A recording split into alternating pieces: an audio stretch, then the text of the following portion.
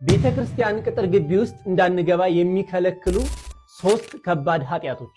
እነዚህን ኃጢያቶች ከሰራችሁ ወይም ሱራ 7 አንቀጽ 179 ላይ ይላቸዋል ከሰዎችም ከጋኔኖችም በእርግጥ ለገሃነም ፈጠርናል።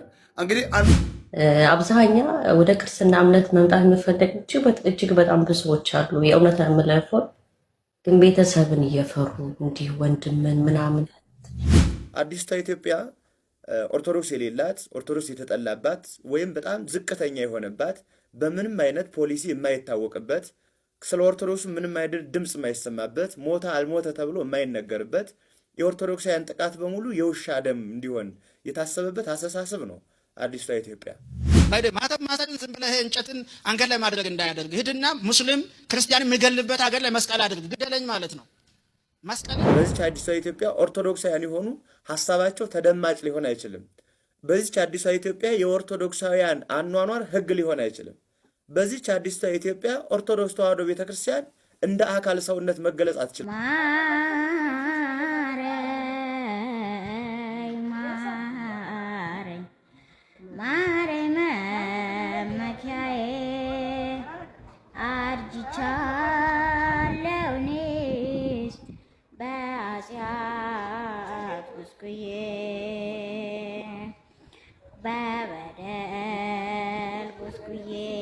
እነዚህንና የመሳሰሉትን ቪዲዮዎች አብረን እናያለን። አብራችሁን ቆዩ። አሁን የመጀመሪያውን ቪዲዮ አብረን እንመልከት። አዲስቷ ኢትዮጵያ ኦርቶዶክስ የሌላት ኦርቶዶክስ የተጠላባት ወይም በጣም ዝቅተኛ የሆነባት በምንም አይነት ፖሊሲ የማይታወቅበት ስለ ኦርቶዶክስ ምንም አይነት ድምጽ የማይሰማበት ሞታ አልሞተ ተብሎ የማይነገርበት የኦርቶዶክሳውያን ጥቃት በሙሉ የውሻ ደም እንዲሆን የታሰበበት አስተሳሰብ ነው አዲስቷ ኢትዮጵያ። ኢትዮጵያ እያሉ የሚነግሩን ኢትዮጵያና የኛ ኢትዮጵያ ትለያያለች። የኛ ኢትዮጵያ ሰው ሁሉ በትኩል የሚኖርባት ናት። ኦርቶዶክሳውያን የማይሳደዱባት ናት። ባለድርሻ ሆነው የሚያዩባት ናት እና በዚች አዲሷ ኢትዮጵያ ኦርቶዶክስ መሪ መሆን አይችልም። በዚች አዲሷ ኢትዮጵያ ኦርቶዶክሳውያን የሆኑ ሐሳባቸው ተደማጭ ሊሆን አይችልም። በዚች አዲሷ ኢትዮጵያ የኦርቶዶክሳውያን አኗኗር ህግ ሊሆን አይችልም።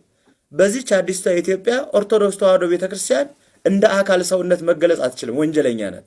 ወንጀለኛ ሆነን በዚች ኢትዮጵያ መቀጠል አንችልም ነው። ባለችዋ በነበረችው በትናንቷ ኢትዮጵያ ነው መቀጠል የሚቻለው። ስለዚህ አሁን የሚያወሩን ኢትዮጵያና በትክክል ኢትዮጵያ መሆን የሚገባት ጥሩ ትክክል አይደለም ማለት ነው እና ሁለንተናዊ አሻራዎችን ያጠፉት ታሪካዊ አሻራዎችን ብናይ አፋቅረው አዋሃደው ያኖሩትን በትክክል የሆኑትን ታሪኮች ተደምስቶ ጠፍተዋል። ተደምስቶ ማለት ነው። አንዳንድ ጊዜም ክርስቶስንና ቤተክርስቲያንን በተለያየ መልኩ ጥግ እያስያዙ ክርስትናውን ራሱ እንዳይታይ እንዳይገለጽ በተለያየ ሽፋን እየሸፈኑ እንዳይታይ ያደርጉታል። ሞቱ ራሱ እንዳይታወቅ፣ ጥፋቱ እንዳይታወቅ፣ በተለያየ አጀንዳ ደግሞ እንዳያስብ በላዩ እየደረቡ ያነፍዙታል። በዚህ መካከል ላይ ኦርቶዶክሳውያን ሞታቸው፣ መፈናቀላቸው፣ ማለቃቸው ነጋሪ አልባ እስኪሆን ድረስ ወይም ደግሞ የዕለት የታወቀ ዜና ሆነና ተለመደ። ምድረበዳው ደስ ይለዋል እግዚአብሔር ይሰራዋል ባዶ ቢሆን ባንተ ፊት ሰተኛል ሰገነት የልቤን ሁሉ የውስጤን ሁሉ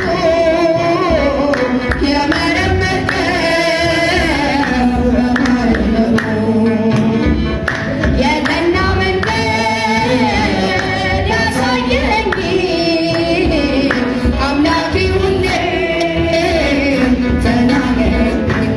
ቁርአናቸው ላይ ሱረቱል አዕራፍ ወይም ሱራ 7 አንቀጽ 179 ላይ ይላቸዋል ከሰዎችም ከጋኔኖችም በእርግጥ ለገሃነም ፈጠርናል።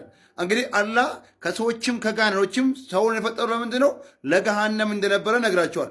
ከዛ በኋላ ደግሞ ሱረቱል መርየም ወይም ሱራ 19 አንቀጽ 71 ላይ እናንተ ሁላችሁም ወራጆች ናችሁ፣ መውረድንም አላህ የፈረደው ግዴታ ነው። ኃጢያት ከእግዚአብሔር የሚለየን ከአምላካችን የሚያርቀን የቅድስናን ስራ እንዳንሰራ የሚያደርገን እውነተኛ ሰላም እንዳናገኝም የሚከለክለን ነገር ቢሆንም እነዚህ ሶስት ከባድ ኃጢያቶች ግን በቀኖና ቤተክርስቲያን በአንቀጸ ንስሐ መጽሐፍ ውስጥ ከክርስቲያኖች ህብረት እንዳንጨመር ይከለክሉናል።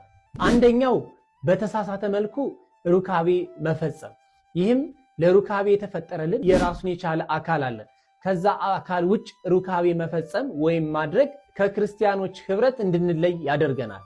ለምሳሌ በፊንጢጣም ሊሆን ይችላል፣ በአፍ በኩል ከማይገባው አካል ውጭ የሩካቤ ሥጋ የፈጸሙ ሰዎች ከቤተ ክርስቲያን ከ7 ዓመት እስከ 20 ዓመት ድረስ ቤተ ክርስቲያን መግባት እንደሌለባቸው፣ ከክርስቲያኖች ህብረትን መሳተፍ እንደሌለባቸው በቀኖና ቤተ ክርስቲያን ተቀምጦ ይገኛል። ሁለተኛው ሰው መግደል።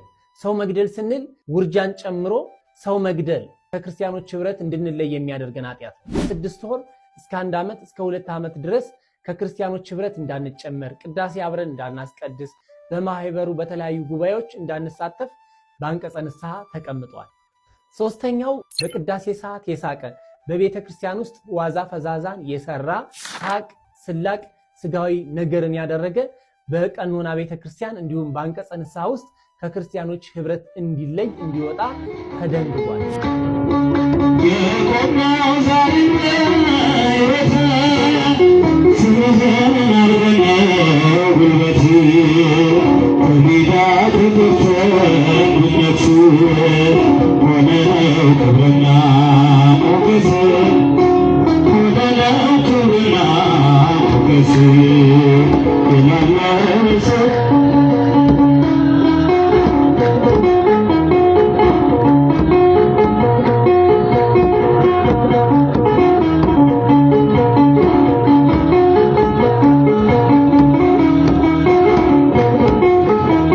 ሚስት ተመካክረው እንግዲህ ጾሙን እናክብር ከመኝታ እንለያይ ብለው ወሰኑ። አንድ ቀን በልቶ ጠጥቶ ባልየው ተሸንፎ ፈቃዱን እንድትፈጽምለት ይጠይቃታል። ሲጠይቃት ምን ትለዋለች?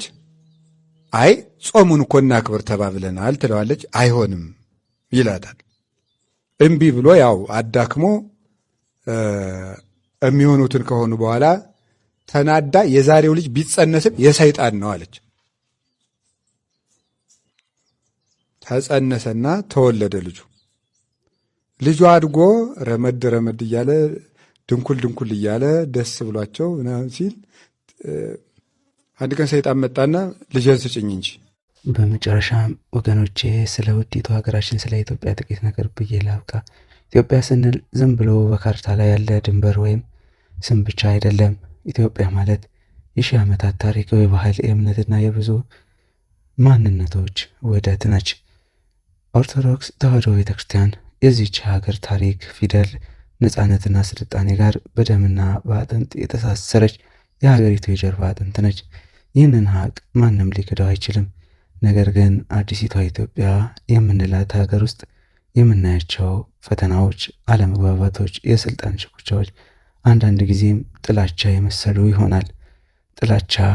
ይመስሉ ይሆናል። እውነት ግን የፖለቲካ ትኩሳትና ጊዜያዊ ማዕበል እንጂ ህዝቡ እርስ በርሶ ተጠላልፎ የሚጠፋበት ምክንያት የለውም። እኛ ኢትዮጵያውያን ክርስቲያኑም፣ ሙስሊሙም፣ ሌላውም እምነት ተከታይ በአንድነት ተከባብረን የምንኖር ህዝቦች ነን። በየትኛውም አይነት አዲስ አስተሳሰብ ወይም ፖለቲካዊ ፍላጎት ይዘን የምንመጣው አዲሲቷ ኢትዮጵያ የሁላችንም የምትሆነው አንዱ ሌላውን ሲያከብርና የታሪክ እሴቶቹን ሲጠብቅ ብቻ ነው። ስለዚህ ጥላቻን ሳይሆን ፍቅርን፣ መከፋፈልን ሳይሆን አንድነትን እንስበክ፣ ታሪካችንን እናክብር፣ የወደፊት ጉዞአችንም እናስተካክል። ፈጣሪ ኢትዮጵያን ህዝቦቿን ይጠብቅ፣ ሀገራችንን ይባርክ። ቪዲዮውን ስለተመለከታችሁ ታመሰግናለሁ። ሰላሙን ሁሉ እኛም ሚዲያን ሰብስክራይብ ያድርጉ። ቪዲዮውን ላይክ ማድረግ እንዳይረሱ።